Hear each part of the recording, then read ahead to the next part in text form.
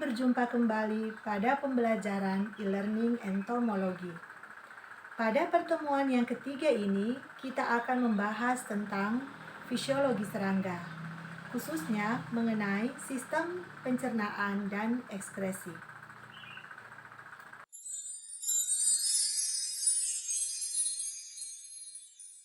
Saat ini kita akan membahas pertama kali mengenai sistem pencernaan. Serangga memakan hampir segala zat organik yang terdapat di alam. Saluran pencernaan adalah suatu bulu, biasanya agak berkelok yang memanjang dari mulut sampai dubur. Saluran pencernaan dibedakan menjadi 3 daerah pokok, yaitu yang pertama usus depan atau stomodeum atau yang disebut sebagai foregut. Kemudian daerah yang kedua disebut sebagai usus tengah atau mesenteron atau yang disebut sebagai midgut, sedangkan daerah yang ketiga disebut sebagai usus belakang atau proctodeum atau yang disebut sebagai hindgut. Usus bagian depan atau stomodeum atau foregut ini merupakan bagian usus depan atau stomodeum yang menyerupai kutikula dan sering mengandung seta atau yang disebut sebagai duri-duri lapisan kasar. Tidak didapati adanya enzim dan tidak ada penyerapan makanan di situ. Usus bagian depan terdiri dari faring, esofagus, tembolok, dan proventriculus.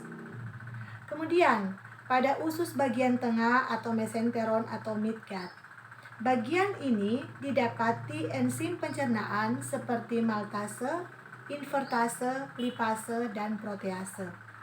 Tidak ada lapisan menyerupai kutikula. Usus bagian tengah terdiri dari gartic caecum, ventriculus, peritopik, membran. Kemudian pada usus bagian belakang atau proctadeum atau yang disebut sebagai hindgut, berupa tabung sederhana dan mengalami perbesaran untuk membentuk bagian rektum di ujungnya. Terdapat lapisan tipis dan terdiri dari kutikula tanpa duri, tapi terdapat bantalan rektum atau papile. Usus bagian belakang terdiri dari ileum, kolon, rektum, dan anus. Kita akan membahas lebih dalam tentang saluran pencernaan bagian depan. Saluran pencernaan depan terdiri dari beberapa bagian dan fungsi, yaitu sebagai berikut. Yang pertama adalah rongga mulut sebagai tempat masuknya makanan. Kemudian yang kedua adalah faring atau kerongkongan, merupakan bagian pertama sesudah rongga mulut yang berfungsi sebagai penerus makanan ke osefagus. Otot-otot yang menempel pada faring berkembang dengan baik. Nah, hal ini sesuai dengan perannya yang mendorong makanan dari mulut ke osefagus. Pada serangga dengan tipe menusuk dan mengisap pada faring, terdapat pompa faringel yang dipakai untuk mengambil cairan. Osefagus. Osefagus adalah bagian usus depan yang tidak berdiferensiasi yang berfungsi mendorong makanan dari faring ke tembolok. Nah, bagaimana dengan fungsi tembolok? Tembolok merupakan pembesaran usus bagian depan yang berfungsi sebagai penyimpan makanan. Enzim didapat dari makanan yang tercampur air liur yang bergerak ke belakang menuju tembolok, serta enzim dari mesenteron yang dimuntahkan dari usus tengah. Walaupun proventriculus bertindak sebagai klep yang membatasi gerakan-gerakan makanan ke belakang, tetapi tidak menghalangi muntahan cairan. Kemudian menyangkut proventriculus. Bagian ini mengalami modifikasi yang beraneka ragam pada berbagai serangga. Pada serangga pemakan bahan padat, proventriculus berfungsi sebagai pemecah makanan.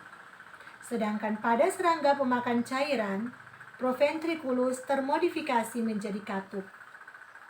Pada lipas dan jangkrik, intima di dalam proventriculus berkembang menjadi 6 keping otot yang keras atau geligi yang berfungsi untuk memecah makanan. Proventriculus secara keseluruhan mengontrol jalannya makanan dari stomodeum ke mesenteron. Nah, berikut kita masuk ke saluran pencernaan tengah. Saluran pencernaan tengah berfungsi sebagai pencerna dan penyerap makanan. Saluran ini berasal dari mesodermal, sehingga saluran ini tidak memiliki kutikula dan sebagai gantinya adalah lapisan peritropik yang halus. Pergerakan makanan ke saluran belakang pada saluran ini lebih disebabkan oleh adanya membran peritropik. Membran peritropik adalah suatu lapisan yang meliputi lumen untuk melindungi sel-sel kolumnar yang berada di bawahnya dari makanan dan mikroba. Membran periotrik terdiri atas kitin dan protein. Lumen memiliki mikropili yang merupakan tonjolan-tonjolan pada sel yang dapat membentuk start border. Mikropili ini juga berfungsi memperbesar luas permukaan penyerapan.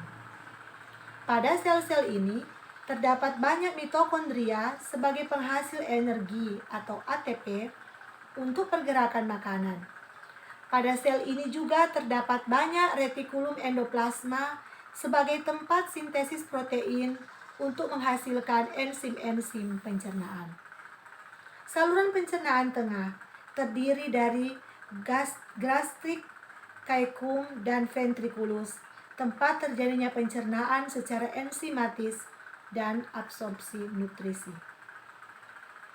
Nah, selanjutnya mengenai saluran pencernaan belakang. Saluran pencernaan belakang berfungsi sebagai tempat pengeluaran sisa-sisa makanan yang tidak terserap dan memaksimalisasi penyerapan sisa makanan yang tidak terserap pada saat di mesenteron. Saluran pencernaan belakang ini berasal dari jaringan ektodermal, sehingga saluran ini memiliki kutikula yang disebut intima. Pada saluran inilah sifat homeostatis serangga terdapat. Otot-otot pada saluran ini lebih berkembang sehingga dapat menyebabkan sisa makanan dapat bergerak ke belakang dan keluar melalui anus. Saluran pencernaan belakang ini terdiri dari pilorus yang merupakan bagian depan dari saluran ini, tempat berpangkalnya tabung Malpighi. Kemudian ileum yang berfungsi sebagai penyerapan air dari hemolimfa atau amonia pada serangga blowfly. Kemudian rektum. Rektum berfungsi sebagai reabsorpsi air asam amino. Kemudian anus. Anus bagian ujung saluran sebagai tempat keluarnya feses. Sistem ekskresi. Sistem ekskresi terdiri dari pembuluh-pembuluh buntu yang halus seperti benang dan membuka ke usus bagian posterior yang disebut benang Malpighi. Sistem ekskresi berperan penting dalam menjaga dan mengendalikan keseimbangan garam-garam mineral dan air pada cairan tubuh. Keseimbangan garam dan air, yaitu pada serangga darat, terjadi kehilangan air tubuh melalui penguapan dari permukaan tubuh dan pembuangan feses, sekaligus harus menjaga supaya garam-garam tidak ikut terbuang. Kemudian, keseimbangan garam dan air pada serangga yang hidup di air dan lembab, yaitu dengan membuang langsung sisa nitrogen dalam bentuk cairan, misalnya alantoin pada Diptera, Coleoptera, dan Orthoptera. Demikianlah pembahasan kita mengenai fisiologi serangga, khususnya tentang sistem pencernaan dan ekskresi. Kita akan berjumpa kembali pada pertemuan yang keempat. Kita akan membahas tentang pembahasan yang sama mengenai fisiologi serangga, khususnya mengenai respirasi dan peredaran darah.